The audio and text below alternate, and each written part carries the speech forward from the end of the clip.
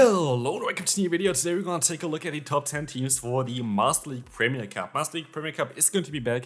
It's going to be available for 1 week. No legendary Pokemon, no Ultra Beast, no, I don't know, like all those Pokemon, like mythical Pokemon for example, that are usually allowed are not allowed anymore. Only standard Pokemon are allowed. And so we're going to take a look today at the top 10 teams. I already recorded this video and it's super insanely warm in here. I think like 32 degrees. So feel free to leave a like and subscribe. Well, yeah, we're going to move on to the meta. Taking a look now at the meta, we're going to see a new number 1 spot, which is going to be that Goodra. Goodra is taking up the number 1 spot thanks to the Thunder Punch. This is basically the only meta where Thunder Punch is clearly better, mainly because it can now counter the Gyarados. Like, this is literally the only meta where really Goodra with Thunder Punch is going to be really preferred. You can also use it in the Great League, but anything else is kind of sadly not as great for it. Otherwise, you're going to see quite a lot of Pokemon that are going to be weak to Charm, so I expect a lot of Charm. And if Charm and Dragon are the most common kind of Pokemon, you know what's also going to be a little bit better this season, which was kind of bad last season,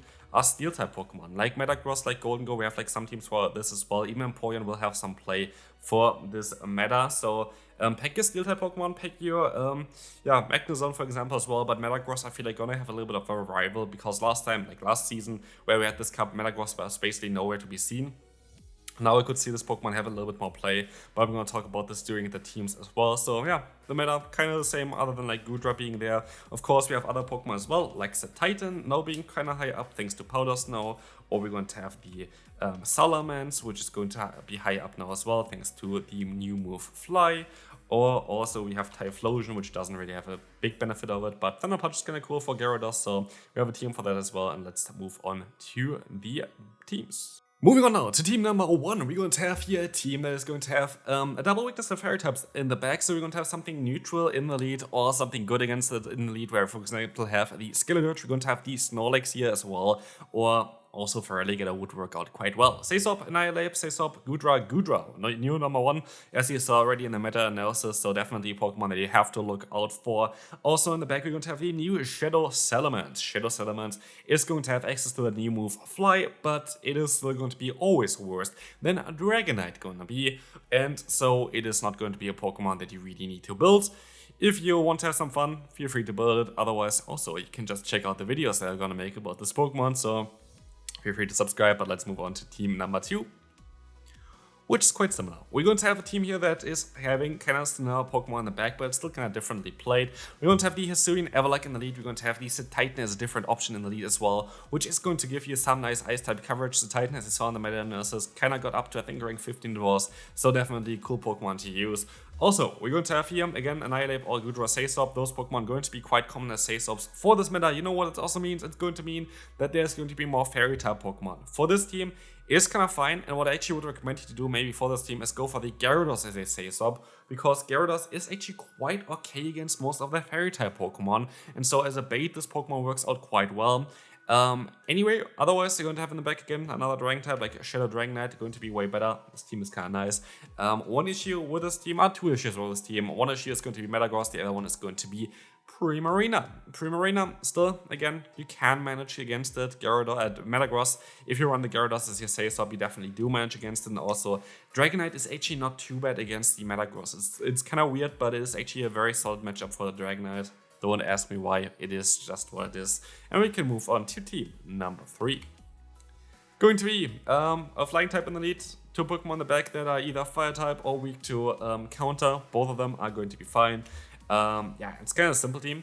We're going to have Typhlosion as the Sesop, and you're going to have the Skeletorch in the back. I kind of want to build even another team around Typhlosion, which you might gonna see in the like on the channel here when the cup is actually gonna drop. And we're going to have Skeletorch here in the back as a different kind of Fire-type Pokemon, which is kind of cool.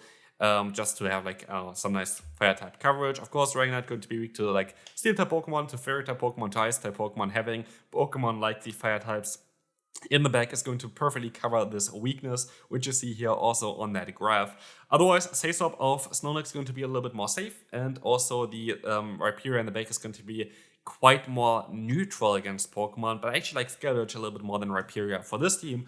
But there's going to be a Rhyperior team still coming up that I enjoyed last season, so definitely stay tuned for that one. Next one, we're going to have a team that also played in the previous season, and this was also one of the best teams that I played for this cup here. We're going to have Primarina in the lead. If you have Primarina, please run Primarina. I also ran Jonkus because I'm waiting until the community day for Primarina to build one for the Master League. I have actually a very good one, I have the XL candy, but I don't really want to use that now because I would need to use an Elite Tier on them.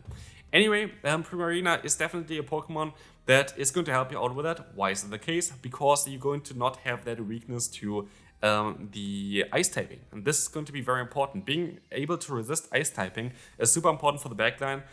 You can actually decide to go for Rhyperior as a safe up here as well over the Ursaluna.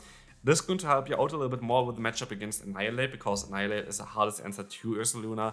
Rhyperior is, I think, what I used as a safe swap as well. And so I would recommend you to maybe even swap it around a little bit. But again, like you have like double ground on the back and you're going to have a fairy type in the lead. It's not like rocket science, so that's kind of decent because ground type is going to be weak to like flying type Pokemon. All flying type Pokemon in this meta are kind of weak to Charmers. Like even Dragonite is weak to Charmers because of Dragon Breath as a fast move.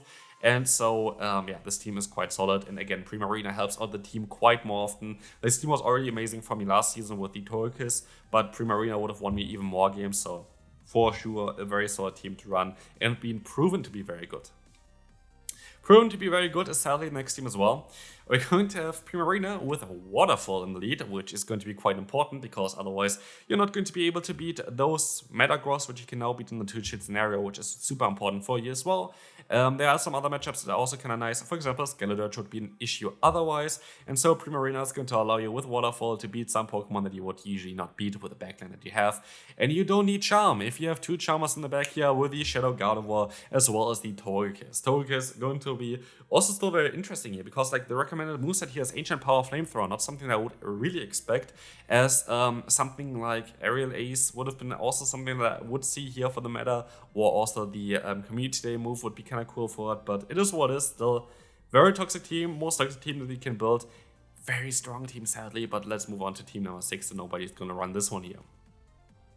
Next team is going to be literally one that can counter this one with just one Pokemon, with Magnezone.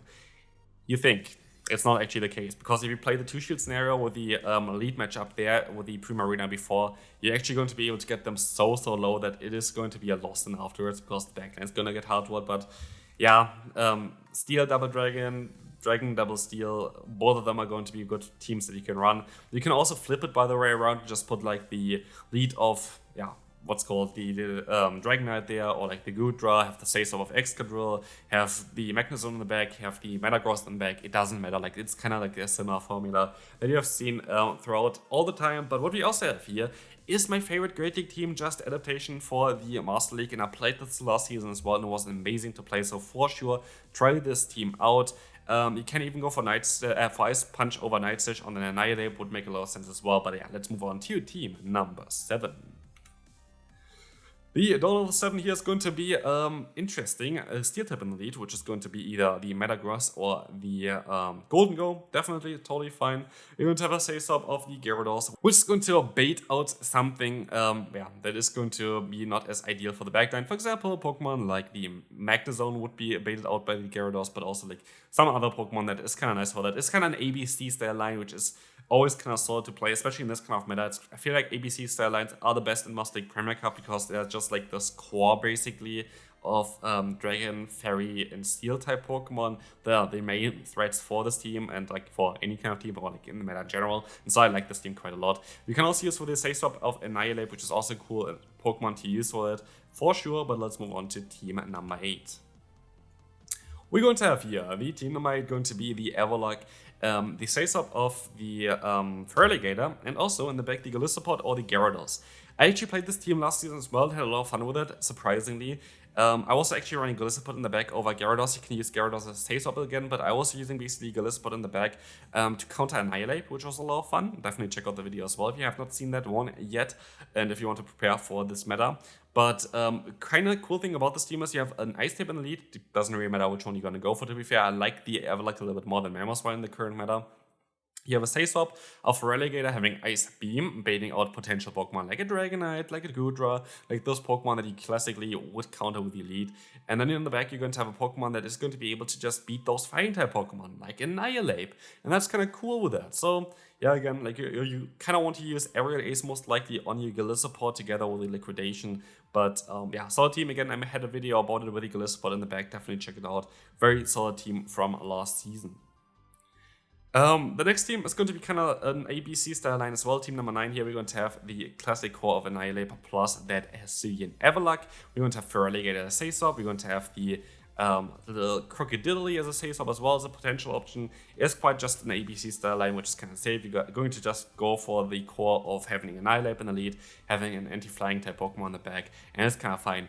Maybe actually the Magnezone is a little bit better than the Hisuian Everluck, but both of them are going to be fine. Like, take a look at Hisuian Everluck and look at what it can beat. It can beat so many things.